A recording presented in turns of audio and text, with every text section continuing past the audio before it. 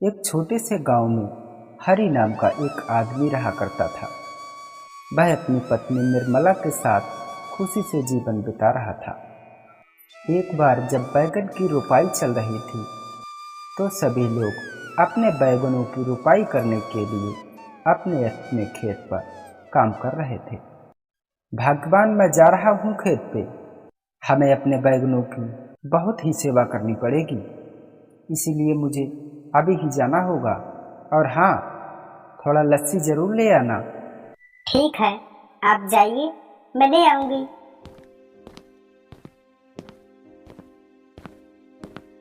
हरि खेत पर पहुंचता है और थोड़ी देर काम करता है।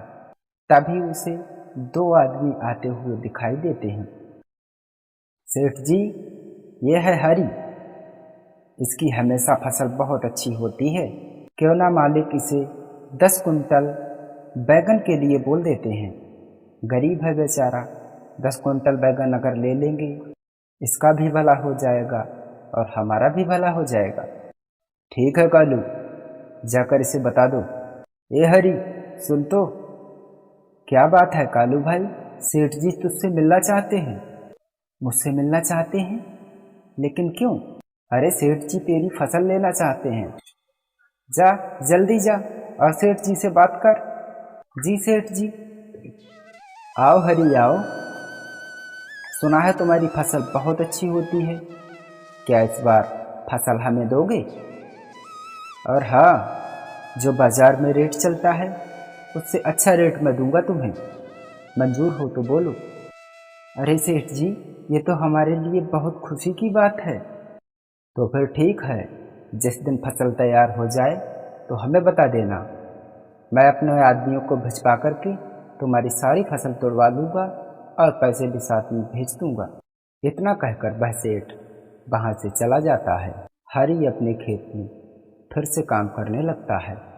इतने में तब तक हरी की पत्नी वहाँ आ जाती है। सुनिए जी, आप यहाँ आ जाइए और खाना खा लें। और हाँ, मैं लस्सी भी लाई हूँ। ठीक है भगवान, मैं आ रहा हूँ। इसके बाद हरि अपनी पत्नी के पास पहुँच जाता है। लाइए लाइए भगवान, बहुत भूख लगी है। अरे भगवान, सेठ जी आए थे, सेठ जी। जानती हो उन्होंने क्या कहा? क्या कहा? उन्होंने कहा इस बार की फसल हमारी खरीदना चाहते हैं और बाजार से अच्छा रेट देंगे। ये तो बड़ी खुशी की बात है जी। ये सब कृपा ऊपर वाले भगवान की है। मैं कहती थी ना, एक दिन सब ठीक हो जाएगा। भगवान करे ऐसा ही हो। इतना कहकर वह लोग अपने घर चले आते हैं। कई महीने बीतने के बाद हरी की फसल बहुत अच्छी तैयार हो गई। भगवान, मैं खेत पे जा रहा हूँ फसल की कटाई करने। जमींदार के आदमी आते ही होंगे, हमें बहुत ही जल्दी वहाँ जाना पड़ेगा। हरी खेत पर गया। चल हरी, जल्दी लग जा, बहुत काम करना है अभी। तब तक सेठ के भी आदमी आ जाते हैं। भाइयों, हरी की फसल काटकर हरी के घर पर जल्दी पहुँचाओ, कल सेठ जी इनकी फसल लेने आएंगे। वह लोग सारी फसल काट करके हरी के घर में रखवा देते हैं। सुनो, आज तो फसल मैं यहाँ रखवा दे रहा हूँ और ये कल फसल सबकी सब ले जानी पड़ेगी। इतना कहकर वह लोग चले जाते हैं। अरे भगवान, अब तो हमें कल का इंतजार है। कल हमारी फसल चली जाएगी और हमें ढेरों पैसे मिल जाएंगे और एक अपनी अच्छी जिंदगी शुरू करेंगे। तभी आधी रात में बाहर कुछ आवाज आती है। सुनो सब, आज हमें हरी की सारी फसल चुरानी है। अगर हम इसमें नाकाम रहे तो मालिक हमें बहुत मारेंगे, इसीलिए सारी की सारी फसल बहुत सावधानी से ही चुरानी है। इतना कहते ही वह चोर हरी की सारी फसल चुरा ले जाते हैं। अगली सुबह। सुनिए जी, उठिए ना, देखिए क्या हो गया। क्या हो गया? जल्दी उठिए, उठिए ना। क्या बात है भाग्यवान, ऐसा क्या हो गया? तुमने सारा घर सर पे उठा लिया है। गोदाम से सारी बोरियां चोरी हो गई हैं। क्या चोरी हो गई है? कहाँ पे? गोदाम में आइए, खुद ही देख लीजिए। हे भगवान, ये क्या हो गया? जमींदार के आदमी किसी भी क्षण आ सकते हैं। हे भगवान, मैंने किसी का बुरा भी नहीं किया, फिर ये मेरे साथ क्यों हुआ? हरी अपने घर के बाहर बैठ जाता है। हरी की आंखों से आंसू आ रहे थे। तब तक वहाँ जमींदार के आदमी आ जाते हैं। हाँ भाई हरी, हमारी फसल तैयार है ना? नहीं भाई, कल रात हमारे घर में चोरी हो गई और सारी की सारी फसल चोर चुरा ले गए हैं। ये क्या कह रहे हो हरी? चोरी हो गई? आप सेठ जी कैसे मानेंगे? तुम्हें तो अब सेठ को जवाब देना पड़ेगा। चलो मेरे साथ। हाँ भाई चलो। वह दोनों सेठ के पास जाते हैं। क्यों भाई हरी, खाली हाथ क्यों आए हो? हमारी फसल कहाँ है? फसल क्यों नहीं लाए? अरे जमींदार बाबू, कल रात हमारे घर में चोरी हो गई और सारी की सारी फसल चोर चुरा ले गए। कहीं तुमने ज्यादा लालच के चक्कर में किसी और को तो नहीं बेच दी? नहीं सेठ जी, मैं सच बोल रहा हूँ। हम लोग एक ही गांव में रहते हैं। मैं झूठ बोलकर आपसे कितने दिन बच पाऊंगा? ठीक है, अगर हमें पता चला कि तुमने बोरियां किसी और को बेच दी हैं तो फिर देखना मैं तुम्हारा क्या करता हूँ। हरी अपने घर वापस चला आता है और कुछ दिन जैसे तैसे गुजारा करके अपना जीवन बहुत ही मुश्किल से चला पा रहे थे। हरी कभी कभी सब्जियां बेचने का काम करने लगा था और सब्जियों में जो पैसे मिलते वह बहुत ही ध्यान से खर्च करता था।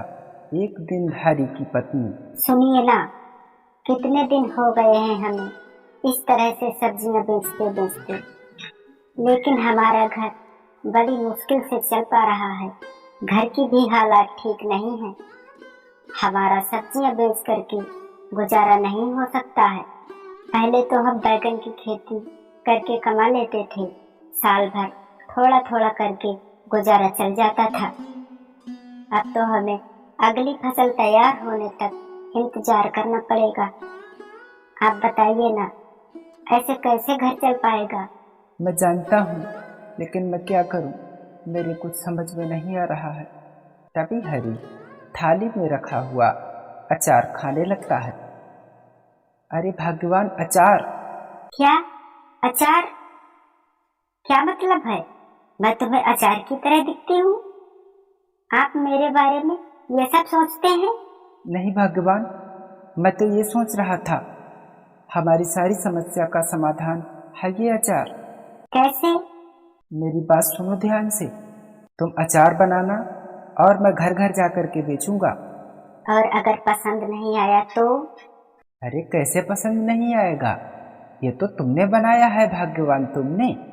तुम तो अचार फंटास्टिक बनाती हो, फंटास्टिक। ये जी, तुमने अंग्रेजी कब सीख ली है? भगवान, तुम मुझे कम मत समझो।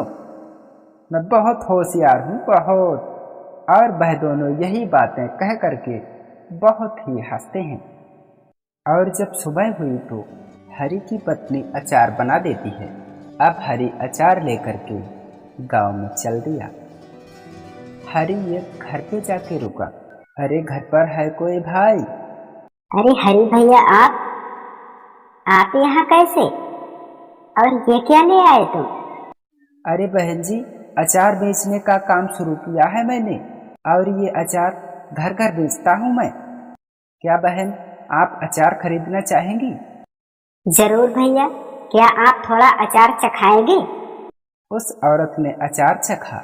उसे अचार का स्वाद बहुत ही अच्छा लगा। भैया तुम ना ऐसा करो, हमें 2 किलो अचार दे दो। ठीक है बहन, 2 किलो अचार मैं अभी दे रहा हूँ। कितना पैसा हुआ भाई? बस बहन जी, 300 रुपए। ठीक है भैया, अभी पैसे लेकर के आती हूँ। अच्छा बहन, चलता हूँ मैं। ऐसे ही बेचते बेचते वह दूसरे घर पहुंचा। मोती भैया घर पे हो क्या? हरी भाई, तू कैसा है? और सब ठीक है ना? मुझे तेरे घर की चोरी के बारे में पता चला था, बहुत बुरा लगा मुझे। जाने दो भाई, क्या कर सकते हैं उसमें। अच्छा ये बताओ, अचार खरीदोगे क्या? हाँ हाँ, मैंने अचार का काम शुरू किया है। क्या बात है भाई, जरा चखाओ तो। मोती भाई अचार चखता है। अचार उसे बहुत अच्छा लगता है। अच्छा हरी भाई, हमें 4 किलो अचार दे दो। और इस तरह से उसका बहुत ही अच्छा अचार का काम चलने लगा। उस पे बहुत बहुत दूर के लोग अचार खरीदने आने लगे। एक दिन वही सेठ हरीराम के पास आया। अरे भाई हरीराम, हमने सुना है तेरा अचार तो बहुत ही फेमस हो गया है और बहुत लोग इसे पसंद करते हैं। ज़रा मैं भी तो देखूं कितना अच्छा बनाता है तू। अरे भाई, अचार तो तेरा बहुत ही अच्छा है। हरी, ऐसा कर तू, हमारे घर में बहुत बड़ा काम होने वाला है, इसीलिए मैं चाहता हूँ मेरे लिए 80 किलो अचार बना दे तू।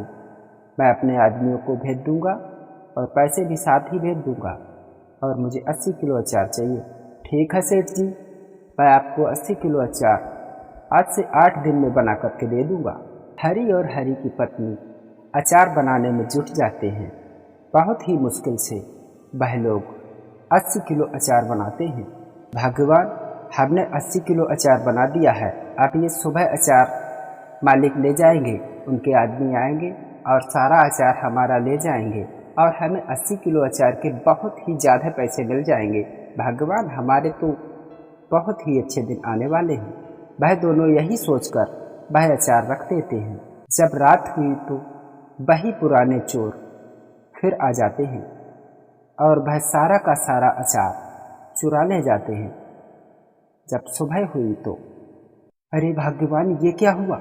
हमारा सारा का सारा अचार फिर से चोरी हो गया। हे भगवान, ये मेरे साथ ही क्यों होता है?